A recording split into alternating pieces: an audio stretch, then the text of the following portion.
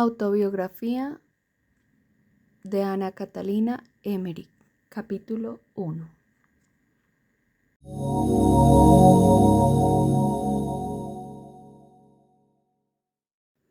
Capítulo 1. Su infancia, sus dones extraordinarios.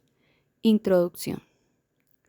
Conforme el plan con que ha sido concebida esta obra, publicamos las palabras de la venerable sierva de Dios, Ana Catalina Emmerich, copiadas principalmente por Clemente Brentano.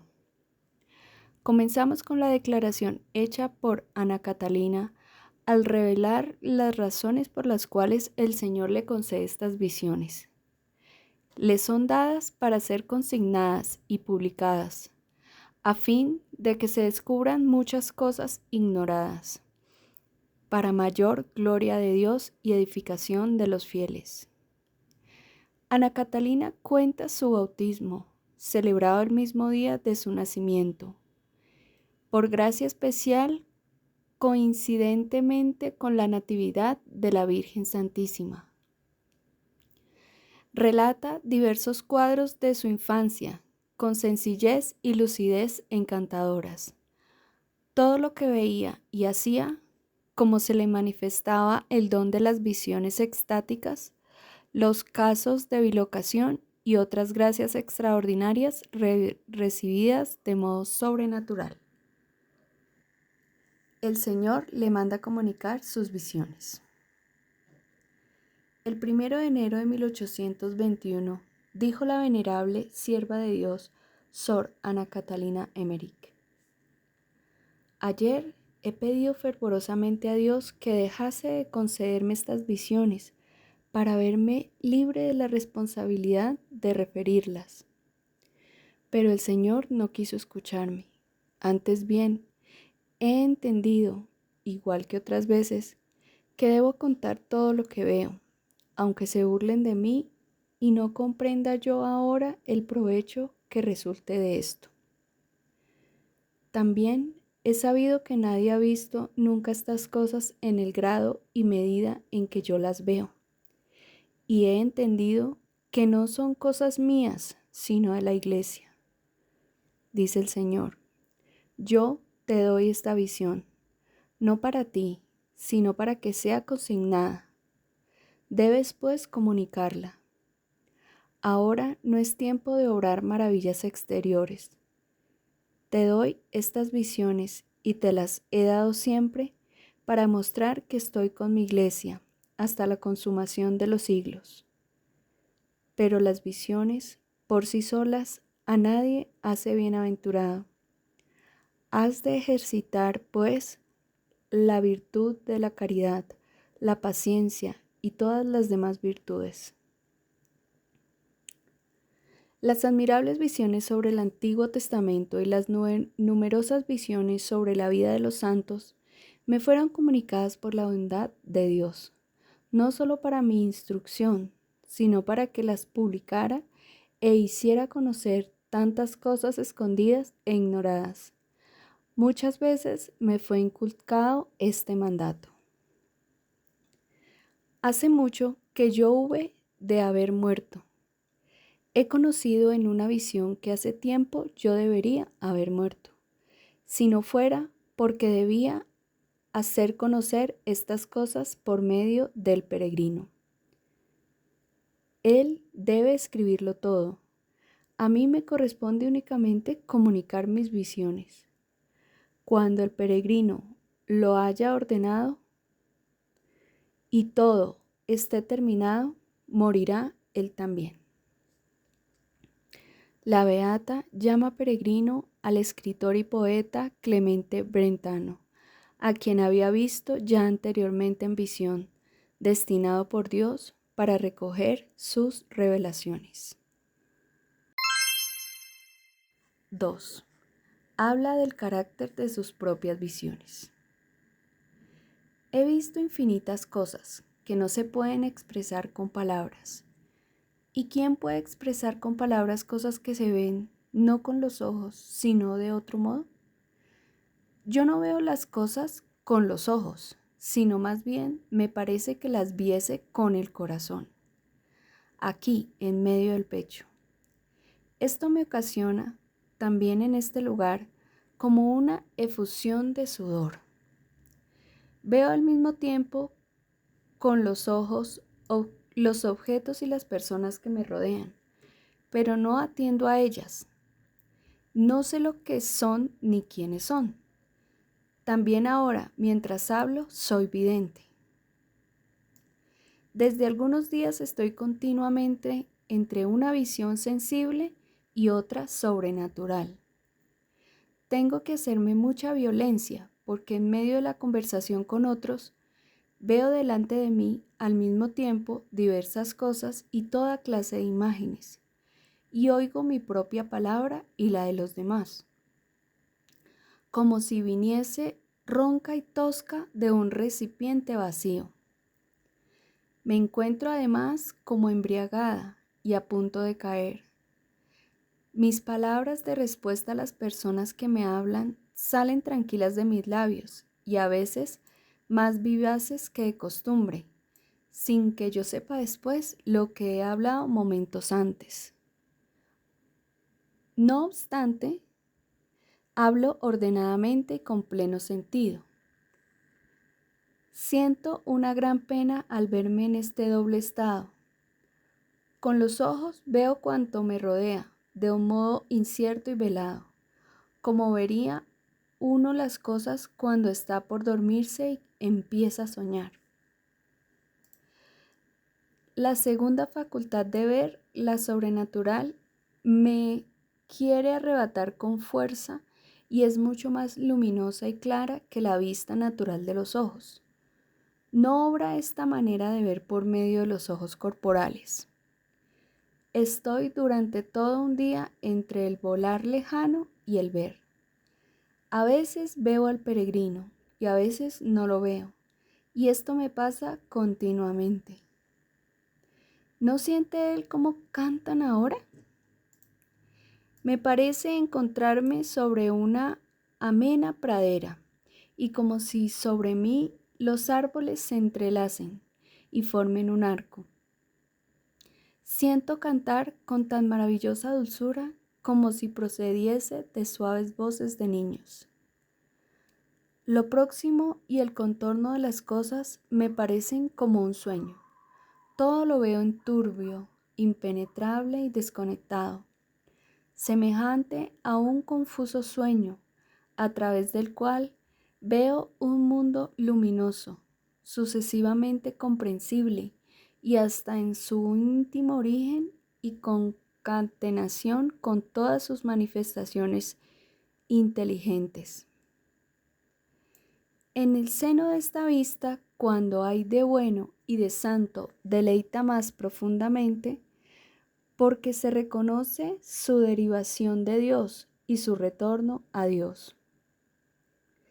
En cambio, cuando hay de malo y de impío, perturba profundamente, porque se reconoce el camino que trae desde el diablo y lleva a él, siempre contrario a Dios y a su criatura. La vida en este mundo sobrenatural, donde no existe impedimento alguno, ni tiempo, ni espacio, ni cuerpo, ni secretos, donde todo habla y resplandece, es tan perfecta y libre que en su comparación la ciega, torcida, balbuciente vida real y actual parece un sueño vacío. Durante estas vigilias veo siempre resplandecientes las reliquias que tengo conmigo, y a veces veo como escuadrones de pequeñas y lejanas figuras humanas en medio de nubecillas que están sobre mí en dirección de las reliquias. Cuando me recojo en mí misma, aquellas imágenes se aproximan nuevamente a las pequeñas arcas y reliquiarios donde reposan los huesos luminosos.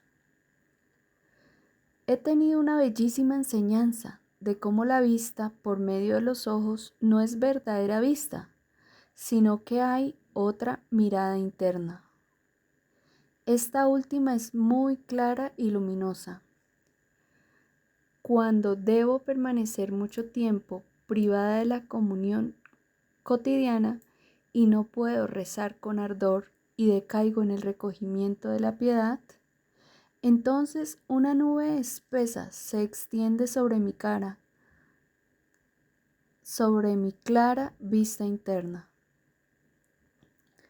Entonces olvido cosas importantes, avisos o exhortaciones, y veo y experimento la opresión aniquilante del externo y falso modo de que son las cosas. Tengo un hambre del Santísimo Sacramento que me corroe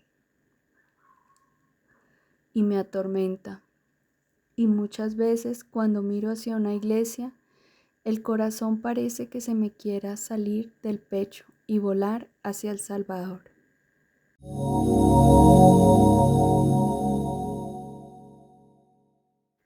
Tercer punto. Ve su don de visión en forma de rostro. Cuando vi que nació tanto mal humor porque según orden de mi guía celeste, no di consentimiento para ser trasladada a otra habitación. Supliqué al Señor se dignase dirigirme.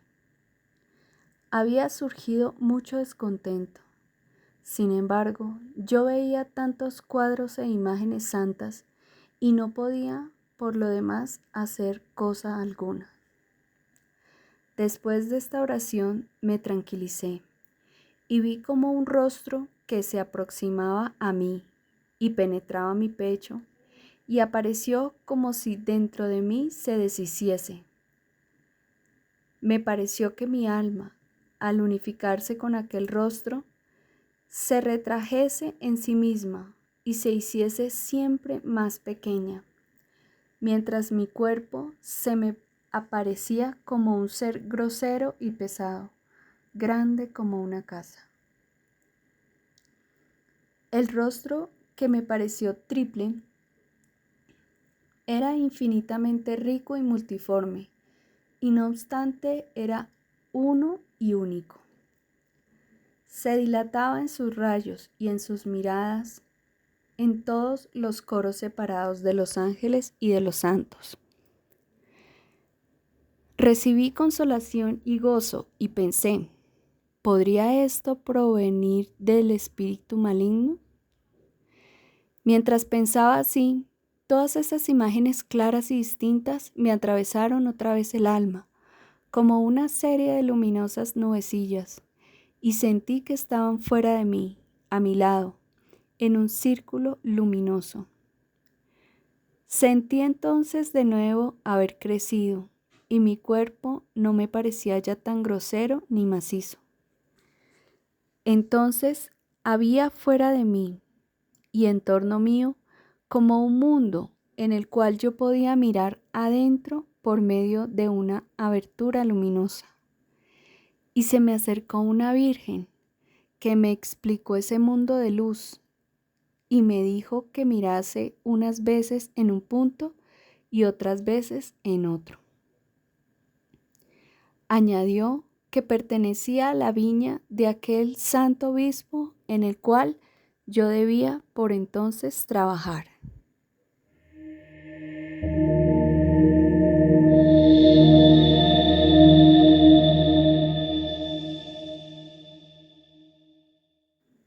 Cuarto, ve otro mundo de impiedad. 11 de agosto de 1821.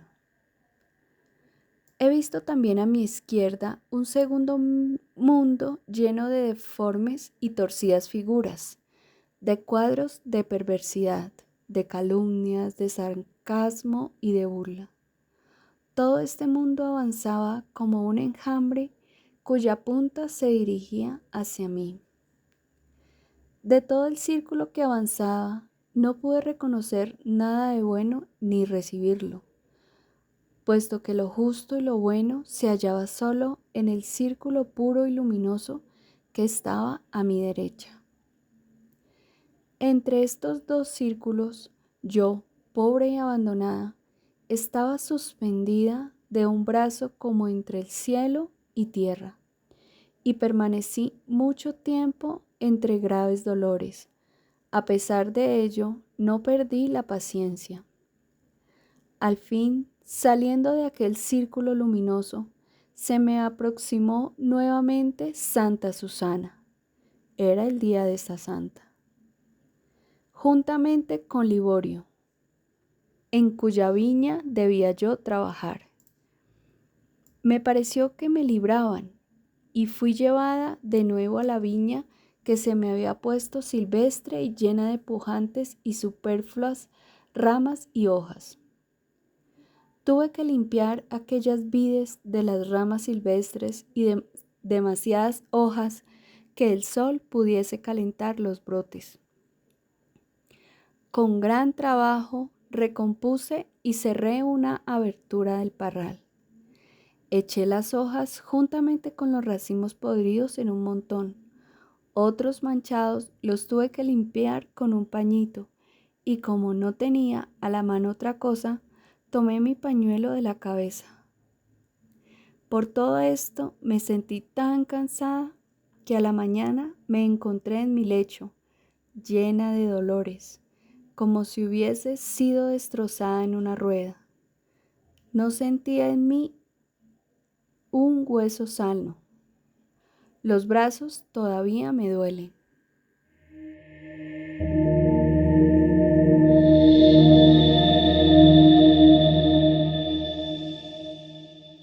5. Visiones de su bautismo. Septiembre 8 de 1821. Hoy, día de mi aniversario, he visto en éxtasis mi nacimiento y mi bautismo. Estaba yo presente con un sentimiento singular. Me sentía como un niño recién nacido en brazos de las mujeres que me llevaban a Cossefeld para ser bautizada. Me causaba vergüenza verme tan pequeña y tan necesitada de ayuda, a pesar de ser ya vieja, pues todo lo que sentía entonces, como niña recién nacida, lo veía y lo conocía de nuevo en esta hora, mezclado con las impresiones presentes. Entonces era yo débil y no podía valerme. Las 3 mujeres ancianas que me llevaban a la iglesia me eran antipáticas, y también la partera, pero mi madre no. Yo tomaba de su pecho. Veía todo lo que me rodeaba, la antigua granja donde vivíamos y todo lo que allí había, tal como después no lo he vuelto a ver, porque muchas cosas han cambiado. Veía todo lo que me rodeaba, la antigua granja donde vivíamos y todo lo que allí había, tal como después no lo he vuelto a ver, porque muchas cosas han cambiado. Veía con claridad el camino que conduce desde nuestra cabaña de Hampstead hasta la parroquia de Santiago de Cossfeld, y sentía y conocía lo que pasaba a mi alrededor. Vi todas las santas ceremonias de mi bautismo y mis ojos y mi corazón se abrieron de un modo maravilloso. Vi que cuando fui bautizada estaba allí presente el ángel de mi guarda y mis santas patronas, Santa Clara, Santa Ana y Santa Catalina. Vi a la Madre de Dios con el niño Jesús y fui desposada con él mediante la entrega de un anillo. Entendía yo todas las cosas santas y benditas y todo lo que se refiere a la iglesia tan claramente como después no he vuelto a entenderlo. Veía imágenes admirables de la iglesia. Sentí la presencia de Dios en el Santísimo. Vi brillar en la iglesia los huesos de los santos que resplandecían sobre ellos. Vi a todos los predecesores, hasta el primero que de ellos fue bautizado y conocí, en una larga serie de símbolos, todos los peligros de mi vida futura. En medio de todo, sentía la impresión singular que me causaban mis padrinos y parientes que estaban allí, y las 3 mujeres que me eran simplemente antipáticas. vi a mis antepasados en una serie de imágenes que se extendía por muchas comarcas, hasta el primero que fue bautizado en el siglo séptimo u octavo y que edificó una iglesia. Entre ellos había varias monjas, de las que 2 fueron estigmatizadas, pero no conocidas, y un solitario que había sido hombre importante, había tenido hijos y finalmente se había retirado del mundo y vivido santamente. Cuando al volver a casa, desde la iglesia, pasé por el cementerio, experimenté un vivo sentimiento del estado de las almas cuyos cuerpos reposan allí, esperando la resurrección. Entre ellos observé con respeto algunos cuerpos que brillan y resplandecían magníficamente.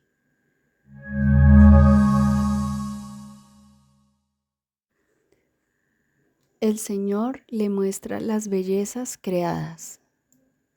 Siendo todavía niña, estaba yo una noche arrodillada en la nieve del campo y le decía al Señor, alegrándome de ver las hermosas estrellas: Tú eres mi Padre, y ya que tienes en tu casa cosas tan hermosas, debes enseñármelas.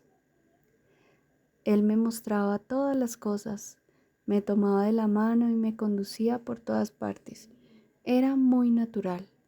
Yo lo contemplaba todo con alegría y no miraba ninguna otra cosa. Cuando tenía 1 y 3 años. Mi padre se preocupaba mucho por mí. Me enseñó a rezar y a hacerme la señal de la cruz. Me tenía sobre sus rodillas, encerraba mis manecillas en su puño y me enseñaba a hacer la pequeña señal de la cruz con el pulgar. Luego abría su mano y me guiaba para hacer la señal de la cruz mayor. Cuando llegué a rezar hasta la mitad del Padre Nuestro, o quizás menos de la mitad, yo lo recitaba tantas veces que hasta me parecía que formaba el tiempo de un Padre Nuestro eterno. Me refiero ahora al primer año de mi vida. Siendo de 1 año de edad, caí al suelo. Mi madre había ido a la iglesia de Coesfeld, pero parecía que tuviera un presentimiento de que algo me había acontecido, puesto que en grande ansia volvió a casa. Por mucho tiempo no pude caminar. Recién al 3er año de mi vida curé enteramente de mi mal. El muslo se me fue estirando bien, pero ligado tan estrechamente con fajas que permaneció delgado.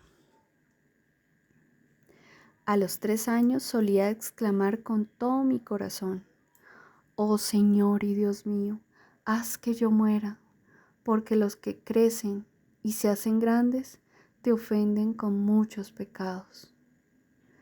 Cuando salía de mi casa decía: Oh, si cayeses tú muerta aquí, delante de esta puerta, no ofenderías más a Dios.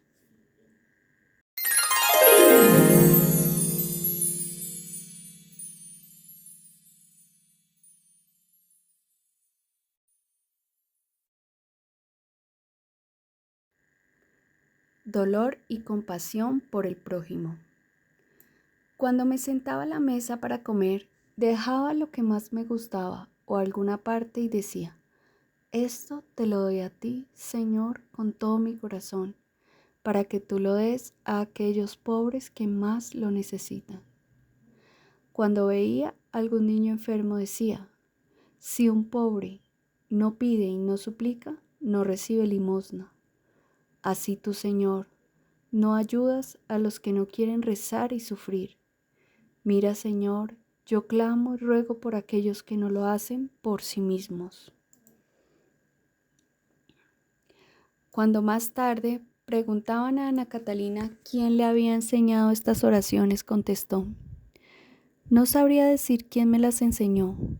El germen de todo esto es la compasión. He sentido siempre íntimamente que todos nosotros formamos un solo cuerpo en nuestro Señor Jesucristo.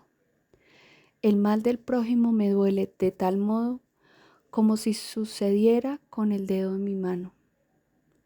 Desde mi infancia siempre he rogado para que las dolencias ajenas viniesen sobre mí.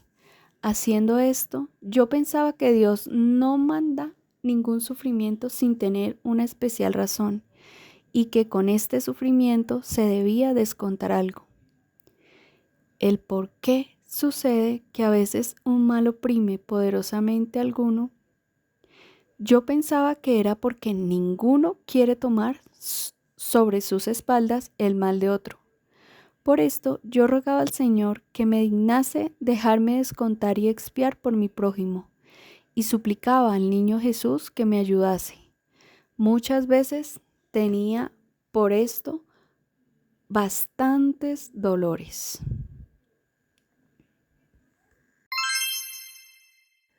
El niño Jesús le enseña diversos trabajos. Cuando yo era niña, el niño Jesús trabajaba conmigo. Recuerdo que desde los 6 años yo hacía lo que hago ahora, confeccionar ropa para los pobres. Sabía que tendría un hermanito. ¿Cómo lo supe? No lo podría decir. Quería entonces darle a mi madre algunas cosas para el niño recién nacido, pero no sabía coser en ese momento. El niño Jesús vino a mí y me enseñó y me ayudó a hacer un gorrito y otras prendas para niño. Mi madre se admiró mucho de cómo yo hubiese podido hacer estos trabajos. Recibió lo que le ofrecí y se sirvió de esas prendas. Cuando comencé a guardar las vacas, vino un niñito hacia mí e hizo que las vacas se guardasen ellas mismas. Nosotros hablábamos juntos de cosas buenas, cómo queríamos servir a Dios y amar al niño Jesús, y cómo Dios lo ve todo. Yo me encontraba a menudo con ese niñito y nos entendíamos perfectamente. Se cosía, se hacían gorritas y medias para los niños pobres. Yo me encontraba capaz de hacer todos los trabajos que quería y además tenía todo lo que necesitaba para esos trabajos. A veces venían también algunas monjitas a unirse con nosotros y siempre era del convento de las Anunciatas. Lo más admirable en esto era que yo disponía y creía hacerlo por mí misma, cuando en realidad era aquel niñito que lo hacía todo. Nosotros queremos, decía yo a mis compañeritos, representar el cielo sobre la tierra. Queremos hacerlo todo en el nombre de Jesús y pensar siempre que el niño Jesús está entre nosotros. No queremos hacer cosa alguna que sea mala, antes bien, queremos impedirla en cuanto sea posible. Donde encontremos lazos para liebres y trampas para los pájaros, preparadas por los muchachos, las sacaremos para que no vuelvan a semejantes pasatiempos. Queremos poco a poco empezar un mundo nuevo para que la tierra se convierta en un paraíso. Recordando visiones de viajes a Tierra Santa, reproducía en la arena lugares y cosas sagradas. Si hubiese tenido ocasión desde niña de relatar, sería capaz de reproducir con mi narración la mayor parte de los caminos y lugares de Tierra Santa, puesto que los tenía tan vivamente siempre ante los ojos que ningún otro lugar me era tan conocido como los de Palestina. Cuando estaba en el campo o jugaba con otros niños en la arena húmeda o sobre un terreno arcilloso, enseguida erguía allí un monte Calvario, el Santo Sepulcro con su jardín, un riachuelo con su puente y cabañas. Recuerdo que hice de barro muchas casitas vacías, cuadrangulares, y las aberturas de las puertas y ventanas con astillas. Otra vez Hasta quise hacer la imagen del Señor, de los dos ladrones y de María Santísima al pie de la cruz, pero me abstuve de hacerlo por parecerme una profanación al intentarlo. Una vez estaba con dos niños jugando en un campo. Queríamos tener una cruz en la pequeña capilla que habíamos levantado con arcilla, para rezar delante de ella nuestras oraciones. Queríamos una cruz verdaderamente buena, y no sabiendo cómo conseguirla, dije, ya sé cómo la haremos. Tenemos que hacerla primero de madera, después la imprimiremos en la arcilla. Tengo una cobertera vieja de estaño, la haremos derretir sobre los carbones, la derramaremos como si fuera arcilla y obtendremos una cruz de relieve. Corrí a casa, tomé la cobertera y los carbones. Mientras estábamos en la obra, sobrevino mi madre y fui castigada.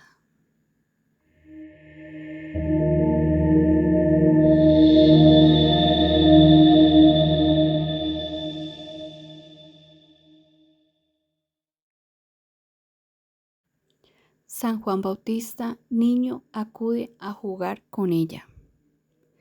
Cuando custodiaba las vacas, solía llamarlo de este modo: Juancito, el de la piel de camello, ven a jugar conmigo. Él venía y se entretenía conmigo. Tuve la más clara visión de su vida en el desierto.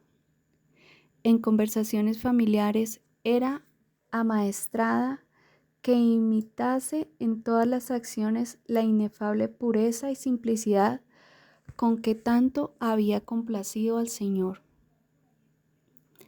Yo celebraba con la más viva realidad muchos maravillosos acontecimientos de su sagrada infancia en la casa paterna del Bautista y en medio de su santa parentela. Tenía de todas esas personas un sentimiento tan vivo y real que con admirable familiaridad me sentía movida de vivo afecto hacia esas personas y las trataba con mayor confianza que a las de mi casa. Siempre, desde pequeña, cada año, en todo el tiempo de Adviento, yo acompañaba paso a paso en viaje a José y a María de Nazaret hasta Belén. Y hasta ahora, todos los años, lo he hecho siempre en la misma forma. La inquietud que yo tenía por la Virgen Santísima durante aquel viaje era tan grande, mi compasión por todas las dificultades del camino tan afectiva y tan viva. ¿Cuál podría serlo? Cualquier caso real o aventura que sucediese en mi juventud. Antes bien, yo tomaba parte y me sentía conmovida por estas cosas que por cualquier otra que me pudiese suceder, porque para mí María era la Madre de Dios y de mi Señor, y María llevaba en su seno al que debía ser mi salud y mi salvación. Todo lo que se celebraba en una solemnidad de la Iglesia no era para mí solamente una conmemoración o una atenta contemplación, sino que mi alma era introducida dentro, por decirlo así, en la fiesta, de modo que la celebraba como si los acontecimientos y los misterios se realizasen ante mis ojos. En todo veía y sentía como si actualmente sucediese y yo estuviera presente. Dios, que es extremadamente bueno, debe haberse contemplado de mi buena voluntad infantil, porque Él, desde mi niñez hasta ahora, en el tiempo de Adviento, me deja ver todo en la misma forma que ha sucedido. Yo me coloco en un pequeño rinconcito y desde allí veo todo. Cuando niña me sentía más libre y confiada con todos. Cuando monja fui más reservada y más tímida. Cuando se lo pedía con íntimo ardor a la Virgen, ella a menudo ponía al niño Jesús en mis brazos.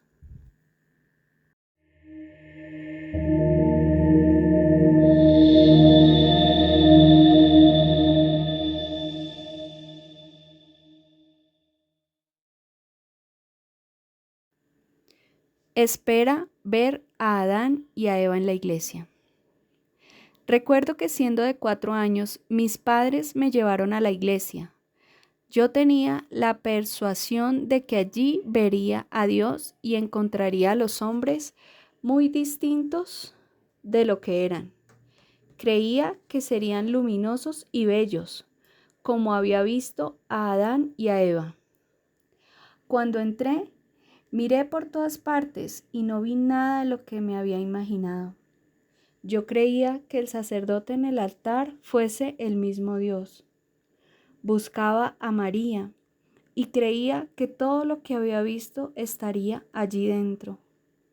Tal era mi deseo más ardiente, pero no hallé allí lo que pensaba encontrar. Más tarde tuve estos pensamientos y miraba a algunas mujercitas buenas que llevaban pañuelos en su cabeza y estaban muy compuestas. Pensaba que ellas podrían ser las personas que yo buscaba, pero no lo eran. Pensaba que María debía llevar un manto azul celeste, un velo blanco y un vestido sencillo y blanco. Cuando más tarde tuve la visión del paraíso terrenal, buscaba en la iglesia a Adán y a Eva, tan bellos como eran antes de la caída. Después pensé, cuando te hayas confesado, entonces lo encontrarás. No los encontré tampoco entonces. Finalmente vi en la iglesia a una familia de antigua nobleza, muy piadosa. Las hijas estaban vestidas de blanco. Entonces pensé que éstas se asemejaban algo a lo que buscaba y tuve para con ellas grande veneración, pero tampoco eran ellas lo que yo quería. Tenía la sensación de que todo lo que ahora veía era feo e impuro. Estaba tan penetrada de esos pensamientos que muchas veces se me olvidaba de comer y de beber, y mis padres decían: ¿qué tiene esta niña? ¿Qué le ha sucedido a nuestra Catalinita? Muchas veces, cuando yo era niña, disputaba con la mayor confianza con Dios y le decía por qué había hecho tal cosa así y tal otra. No podía concebir cómo Dios hubiese dejado nacer el pecado, desde que Él lo tiene todo en sus manos.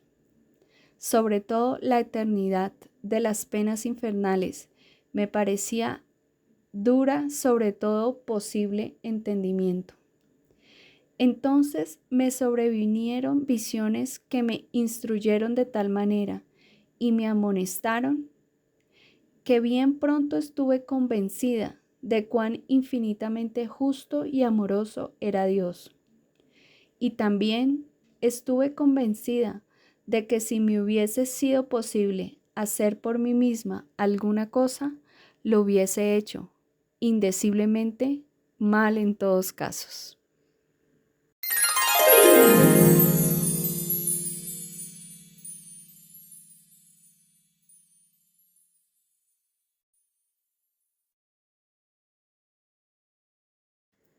¿Cómo rezaba Ana Catalina con su hermano? Cuando era muy pequeña, mi hermano mayor dormía en la misma pieza. Era piadoso y muy a menudo rezábamos juntos en nuestros lechos, por la noche con los brazos abiertos. Yo veía frecuentemente a la cámara iluminarse.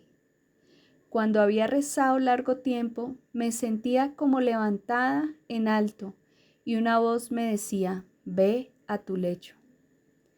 Mi hermano a veces se asustaba, pero yo continuaba rezando mucho tiempo. También mi hermano era molestado frecuentemente y asustado por el enemigo infernal. Una vez mis padres lo encontraron de rodillas con los brazos abiertos y aterido de frío. 13. Sentimiento de repulsión ante las tumbas de los paganos. Yo siempre, sin que me hubiese sido narrado antes cosa alguna, Sentía repulsión por aquellos lugares que habían sido tumbas de paganos en otros tiempos. Así hay un lugar cerca de nuestra casa, que es una llanura y montecito de arena, donde de mala gana guardaba las vacas en el pastoreo, porque veía siempre salir de allí un humo negro y repugnante vapor, como si fuese ocasionado por trastos quemados que me extendían sobre la tierra sin poder elevarse. Observé a menudo una especial oscuridad y vi figuras oscuras que se originaban aquella negrura y vagaban de un lado a otro bajo tierra y luego se desvanecían. Pensaba entonces como una niña: está muy bien que tengáis sobre la cabeza esta tierra encima, pesada y profunda, así no podéis hacer ningún mal. Más tarde he visto que cuando en estos lugares se alzaban edificios, salía una especie de maldición de aquellos negros huesos de los muertos. Si los habitantes de esas casas no eran personas piadosas y no estuvieran por la fe ligados y hechos partícipes de las bendiciones de la Iglesia, y si con este medio no ahuyentaban el mal influjo que nacía de aquellos huesos malditos. Cuando por lo contrario querían los moradores alejar el mal por medios no eclesiásticos o por medios supersticiosos, entonces sin sospecharlo siquiera, venían a ponerse en relación con las potencias infernales y el maligno espíritu adquiría aún mayor influjo sobre ellos. Me es sumamente difícil hacer comprender estas cosas a los demás, porque veo todas estas cosas delante de mis ojos, pero los otros se las deben imaginar, pensando y reflexionando. Me parece también más difícil comprender cómo para tantos todo se confunde y se hace indiferente. Lo sagrado y lo no sagrado, lo creyente y el incrédulo, lo redimido y lo no redimido. Y como todos ellos no ven en las cosas sino la apariencia externa, es decir, el color, si se puede comer o no comer, sacar ganancia o no, o cosas semejantes. En cambio, yo veo y siento todas estas cosas de manera muy distinta. Todo lo santo y bendecido lo veo luminoso, multiplicándose, reflejando luz y difundiendo salud y ayuda. Al contrario, todo lo profano, todo lo maldecido, lo veo siempre oscuro, difundiendo tinieblas y ocasionando perdición. Veo la luz y las tinieblas saliendo según su naturaleza, del bien o del mal. Obrar con mucha vivacidad en sentido de luz o de tinieblas. Es esta forma como todo me es mostrado. La dirección que da Dios a los hombres. Dice Ana Catalina de Emmerich: no puedo decir de qué modo las visiones en estos cuadros se juntaban, según su significación, con mis ocupaciones externas, pero es cierto que yo hacía una cosa o evitaba otra sin descuidar nada de lo que me era impuesto y debía hacer en la vida externa. Esto lo he entendido muy distintivamente, aunque yo no tenía a nadie que me pudiese comprender mis declaraciones en este propósito. Pienso que esto mismo sucede a toda persona que desde la juventud trabaja con celo para llegar a su fin, que es la felicidad eterna. Esta dirección que Dios le concede a la persona es invisible. Otros, en cambio, que son iluminados de lo alto, pueden ver esta dirección todo su curso, como yo misma la he visto en mí misma y en otras personas. También aquella persona que no descubre esta dirección obrará según ella y recogerá todas las bendiciones, siempre que siga los impulsos, insinuaciones y amonestaciones que Dios le hace llegar por medio del ángel custodio o de la plegaria, del confesor, de los superiores, del sacerdocio, de la iglesia o por medio de los acontecimientos y las disposiciones diarias. La vida ordinaria, donde quiera que yo mirase, no hacía más que mostrarme la imposibilidad de que yo pudiese entrar en un convento. Las visiones, en cambio, siempre y con seguridad, me conducían y yo recibía un interno convencimiento de que Dios lo puede todo y que Él me conduciría hasta la meta. Esto me daba firme confianza. Su manera de vestir y de adornarse. Preguntando por el padre Overbeck acerca de su modo de vestir, Ana Catalina respondió: yo era siempre muy ordenada y limpia en el vestir, no por causa de los hombres, sino por respeto y consideración a Dios. Mi madre a menudo no me vestía siempre como yo deseaba. Entonces me iba a mirar en el agua o en el espejo y volvía a ordenar mi vestimenta. El vestirse con orden y limpieza hace bien al alma. Cuando en las oscuras mañanas del invierno iba a tomar la comunión, me vestía con tanto cuidado como en los días serenos, porque esto lo hacía para honrar a Dios y de ninguna manera por el mundo. 16. El Vía Crucis de Coesielt. Una vez fui con una amiga a las 3 de la mañana a recoger el Vía Crucis de Coesfeld. Tenía que pasar los muros ruidosos de la ciudad. Cuando al volver rezábamos delante de la iglesia. Vi la cruz con todos sus exvotos y dones que pendían de ella, salir de la iglesia y venir hacia nosotras. La he visto clara y distintamente. Mi compañera no la vio, pero oyó el rumor de todas aquellas cosas que pendían de la cruz. Muchas veces solía ponerme detrás del altar mayor y rezar delante de la cruz milagrosa. Allí me sucedió a menudo que el Salvador crucificado se inclinaba hacia mí.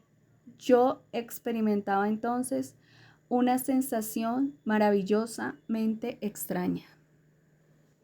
Compasión por los enfermos y los pecadores.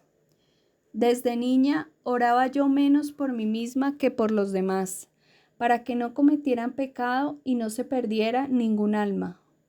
Todo se lo pedía a Dios, y cuanto más Dios me concedía, más le pedía, y nunca me cansaba de pedirle.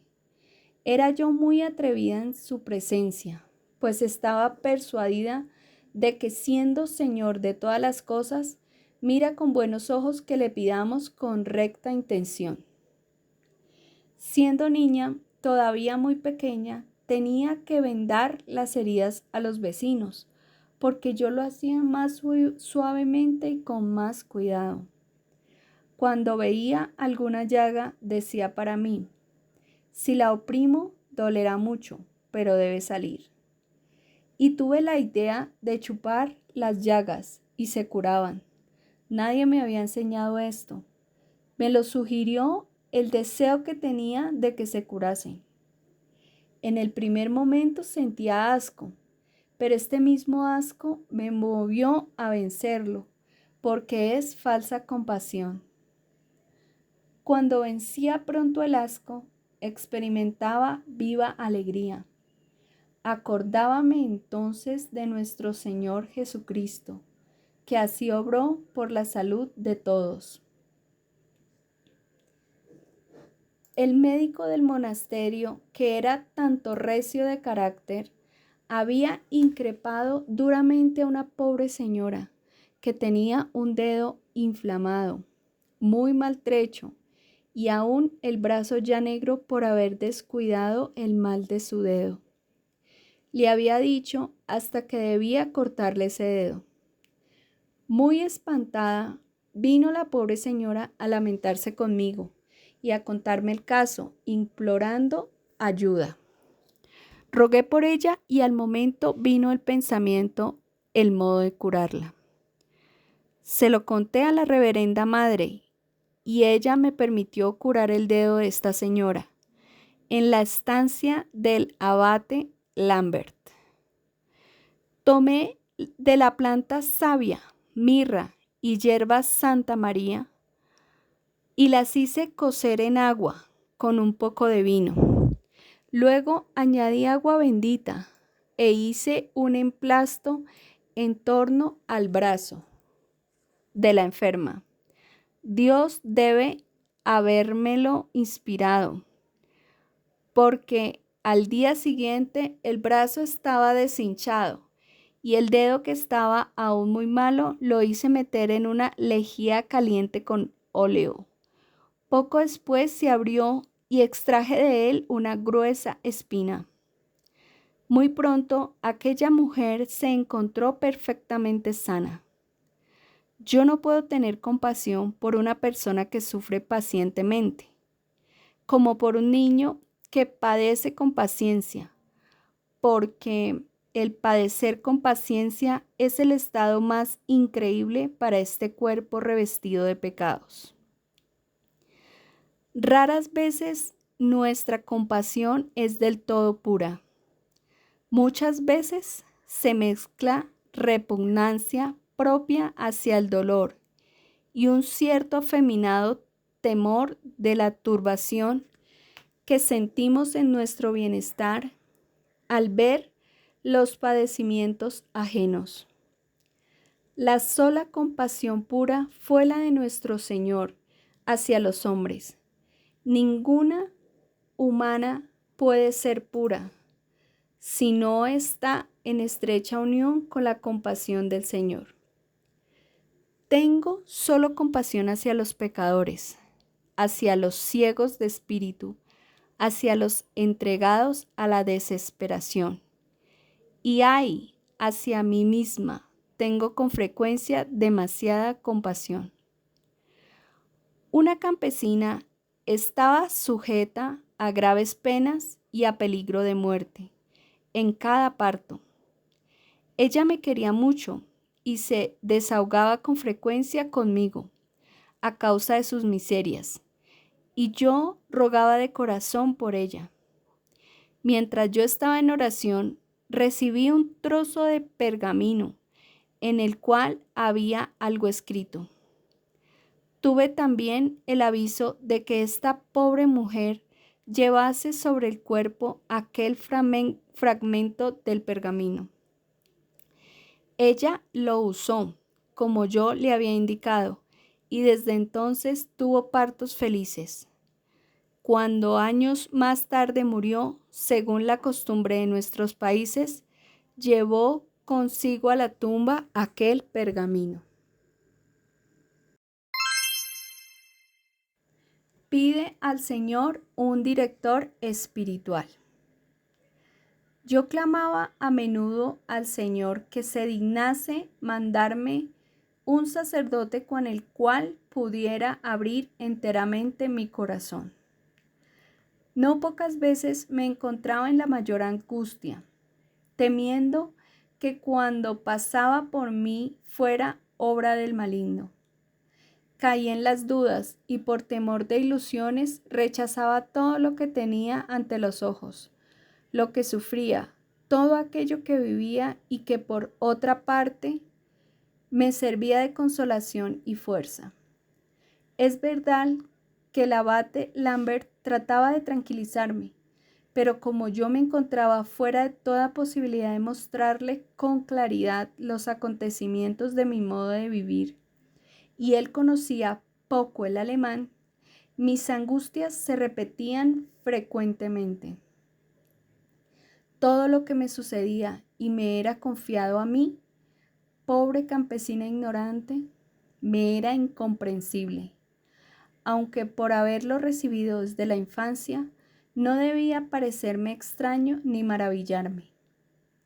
Durante los últimos 4 años de claustro, yo vivía en una visión continua y me sucedían de continuo cosas semejantes.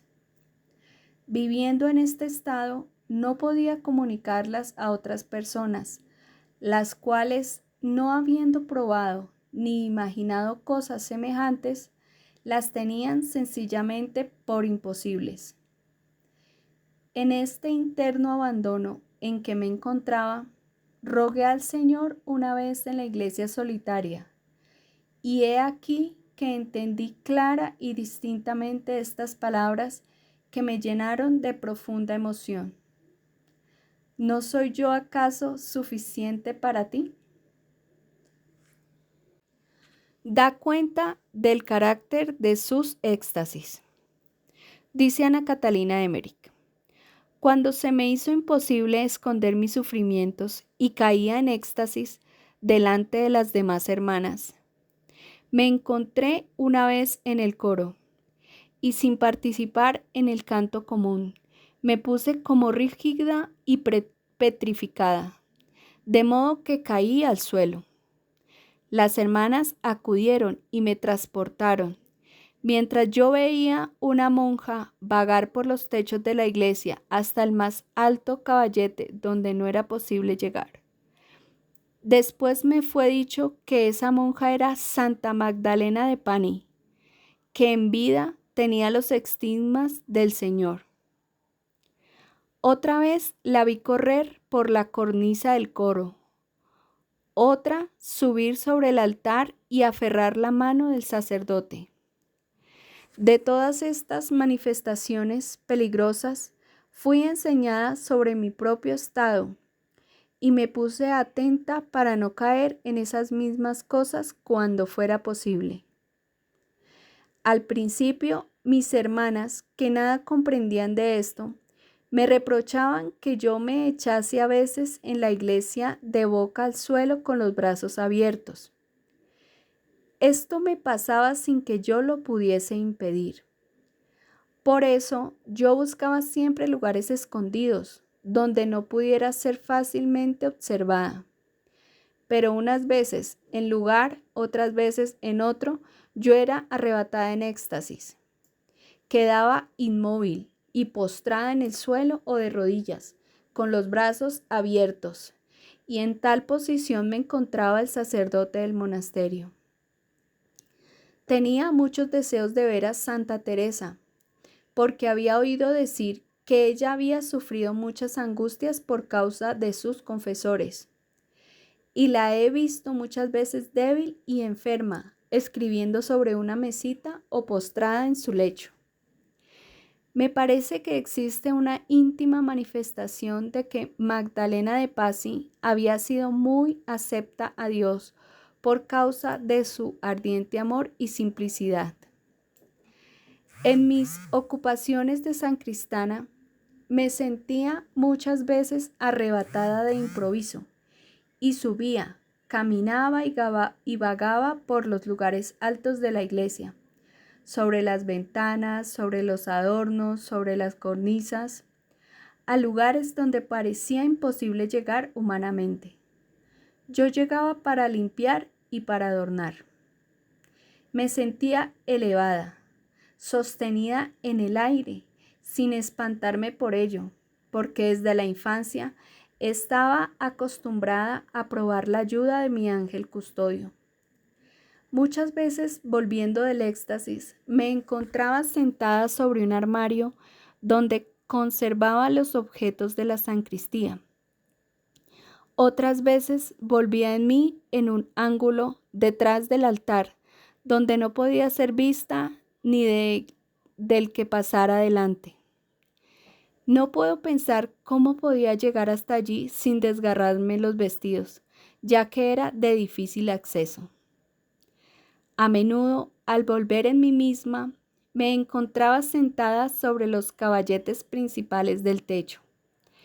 Esto me sucedía generalmente cuando me escondía para llorar. He visto a Magdalena de Pazzi vagar de este modo, de un lado a otro, y de modo extraño correr por los tirantes, sobre caballetes y aún sobre los altares. El padre Overbeck preguntó a Ana Catalina cómo distinguía el éxtasis de los desmayos de debilidad, y ella contestó: en los desvanecimientos por debilidad me siento mal y sufro tan frecuentemente en el cuerpo que me parece estar a punto de morir. En los éxtasis no siento nada corporal. A veces estoy alegre, a veces melancólica. Me alegro de la gran misericordia de Dios hacia los pecadores, que Él busca para retraerlos del mal y a los que tan amorosamente recibe. La tristeza la siento pensando en los pecados con los cuales es Dios tan horrendamente ofendido. A menudo, durante las meditaciones, me parece ver el cielo y a Dios en el cielo. Cuando me encuentro en amargura, me parece que camino por un sendero tan angosto, apenas ancho como un dedo. A los dos lados veo negros abismos, inmensamente profundos. Sobre mi cabeza todo es bello y verde, y un niño luminoso me da la mano y me guía por aquella vía tan estrecha. Cuando me encontraba en medio de la angustia y la aridez, el Señor decía: «Te basta mi gracia». Esto me lo dice al oído de un modo sumamente dulce. Varios casos de bilocación. A menudo, mientras me hallaba ocupada en un trabajo o postrada en el lecho, enferma, me encontraba al mismo tiempo presente en espíritu en medio de mis hermanas, viendo y oyendo lo que ellas hacían, o en la iglesia, delante del Santísimo, cuando en realidad no había dejado mi celda. ¿Cómo sucedía esto? No lo puedo explicar. La primera vez que me ocurrió lo tuve por sueño. Esto me sucedió al tener 15 años de edad, demorada fuera de mi casa paterna, mientras me sentía movida a rezar mucho por una joven que necesitaba ser preservada de la seducción.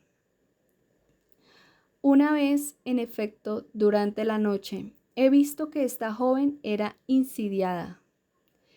En la angustia que sentía por ella, corrí a su recámara. Eché al servidor de la casa y encontré a la joven, que era una criada, en el mayor espanto, el cual se aumentó al verme entrar por su pieza. En realidad, yo no había abandonado mi lecho, y por eso consideré el caso como un sueño. Al día siguiente apareció aquella sirvienta, muy tímida y avergonzada delante de mí, sin atreverse a mirarme a la cara. Más tarde, empero, me contó todo el caso, con las acciones de gracias más cordiales.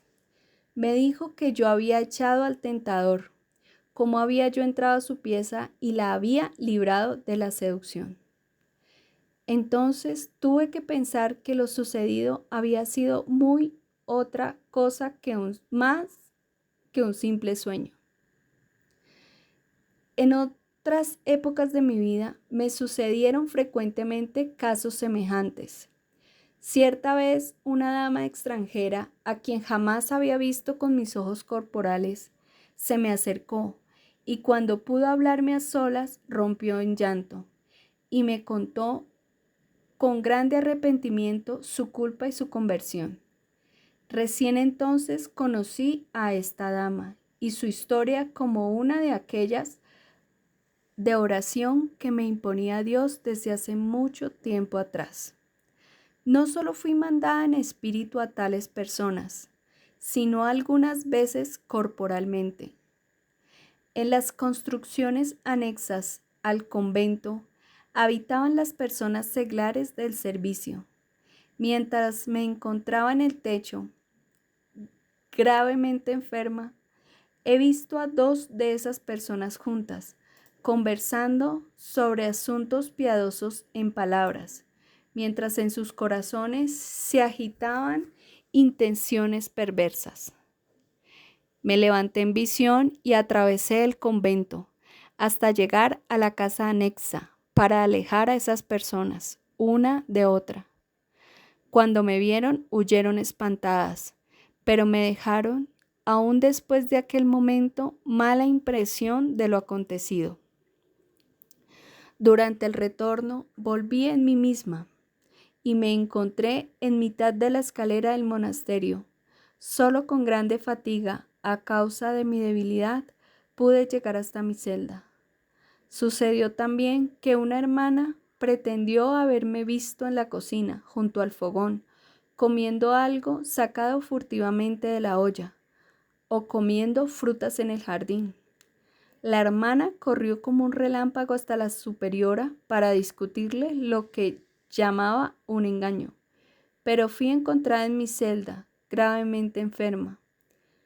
Esas cosas eran causa de que mi estado fuera desagradable a mis hermanas, pues no sabían qué concepto formarse de mí.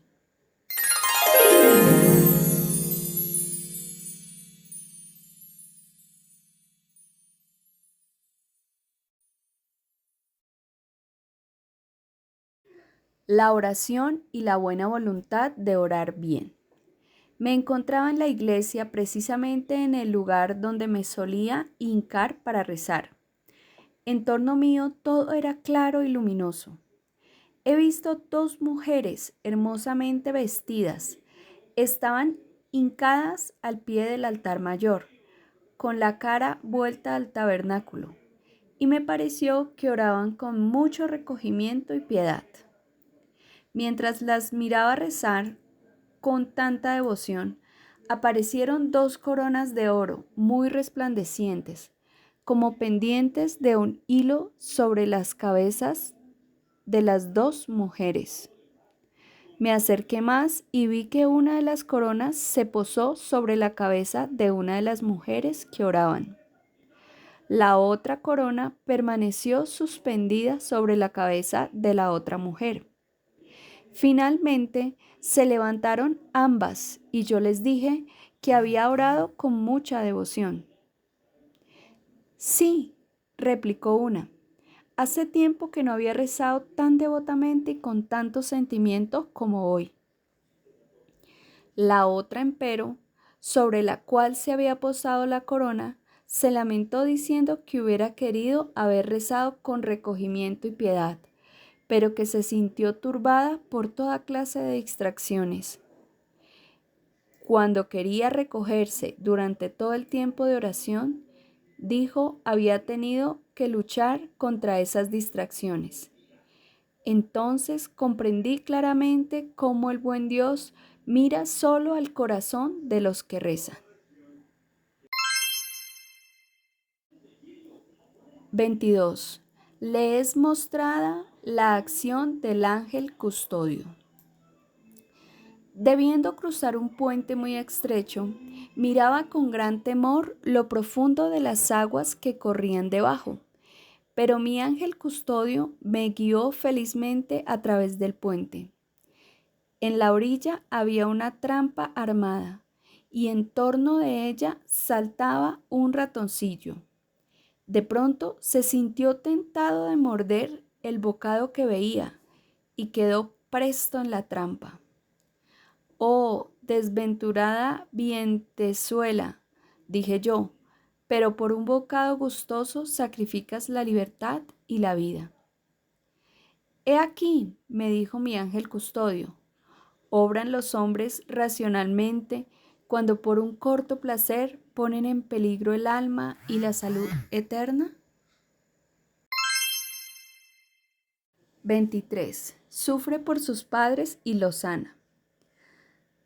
Recuerdo que mi madre estaba en cama con la cara hinchada, muy encendida.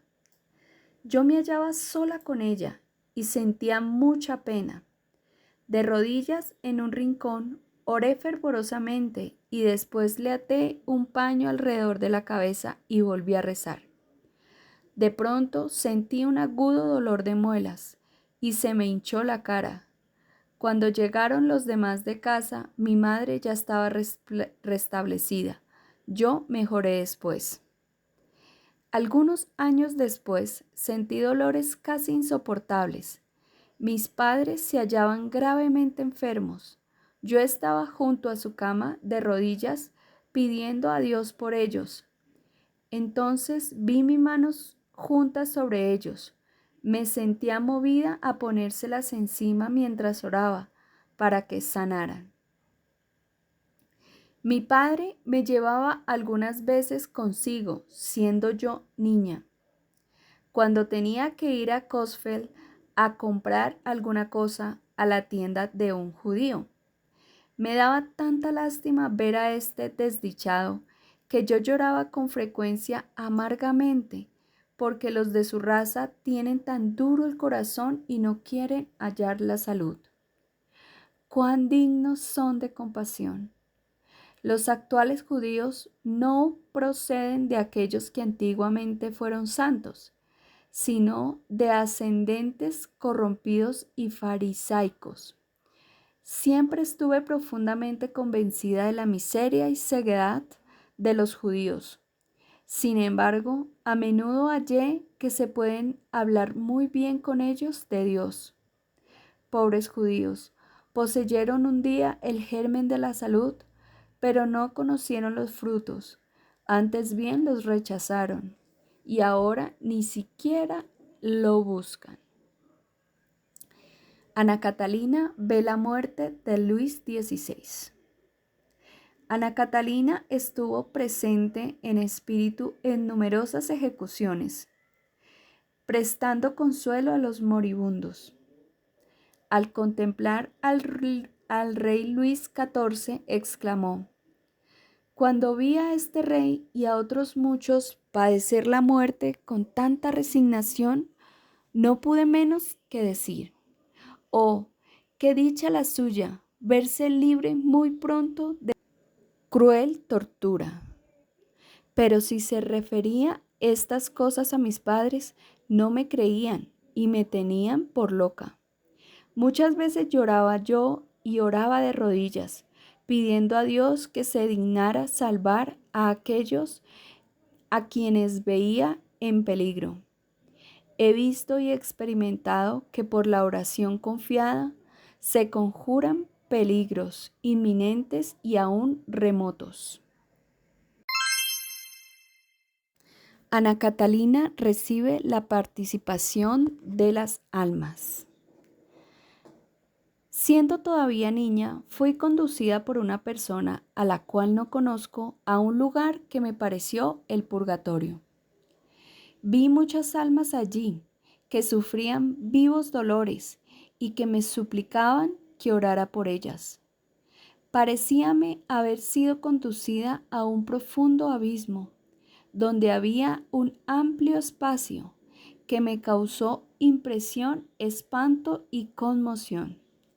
Vi allí hombres muy silenciosos y muy tristes, en cuyo rostro se conocía, a pesar de todo, que en su corazón se alegraban como si pensaran en la misericordia de Dios. Fuego no vi ninguno, pero conocí que aquellas pobres almas padecían interiormente grandes penas.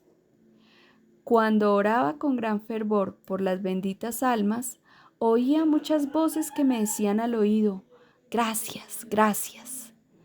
Una vez había perdido, yendo a la iglesia, una pequeña medalla que mi madre me había dado, lo cual me causó mucha pena. Tuve por pecado no haber mirado mejor por aquel objeto, y con esto me olvidé de rezar aquella tarde por las benditas almas que más amaban a Dios. Pero cuando fui al cobertizo por leña, se me apareció una figura blanca con muchas manchas negras que me dijo: «¿Te olvidas de mí?». Tuve mucho miedo y al punto hice la oración que me había olvidado. La medalla la encontré al día siguiente bajo la nieve, cuando fui a hacer oración. Siendo mayor, iba a misa temprano a Coesfeld para orar mejor por las ánimas benditas, tomaba un camino solitario. Si todavía no había amanecido, las veía de dos en dos oscilar delante de mí como brillantes perlas en medio de la pálida llama. El camino se me hacía muy claro y yo me alegraba de que las almas estuvieran en torno mío porque las conocía y las amaba mucho.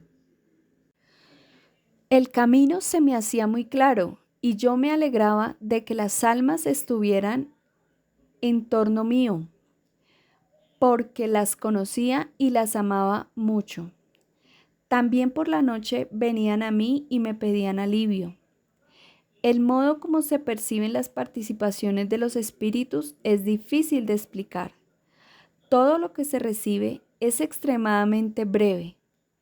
Entiendo más en este caso de una sola palabra que comúnmente de 30. Se entiende el pensamiento de aquel que habla, pero no se ve con los ojos, y todo es, sin embargo, más claro y distinto de lo que puedo decir. Esto se recibe con una sensación de gozo, como quien en un día caluroso de verano recibiera una brisa fresca. No se puede expresar mejor con palabras. Todo lo que aquella pobre alma me dijo era muy breve, como sucede en todas las comunicaciones de esta índole. Con todo esto, la inteligencia de las comunicaciones de las almas del purgatorio es de mayor dificultad. Sus voces tienen algo de sofocado y de ronco, como si pasasen por medio de un instrumento que rompe la armonía del tono, o como si uno hablase desde lo profundo de un pozo o del fondo de un tonel. Asimismo, el sentido de sus palabras es más difícil de entender y debo poner más atención a esas voces que cuando me habla mi guía o el Señor o un santo. En estos últimos casos, parece que las palabras surgiesen y penetrasen en nuestro interior como un límpido torrente aéreo, y enseguida se sabe y comprende cuanto dicen. Una sola palabra expresa más el interés del alma que un discurso entero que se pronuncia comúnmente hablando.